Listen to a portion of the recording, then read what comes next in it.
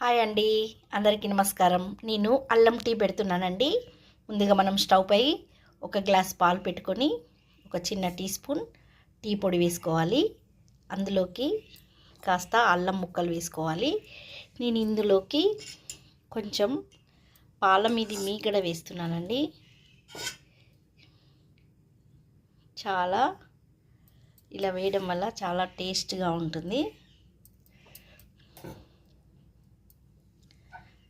ఇది కాస్త మరగనివ్వాలి. ఇప్పుడు చూడండి, టీ మంచిగా మరుగుతుంది, మంచి ఫ్లేవర్ కూడా వస్తుంది.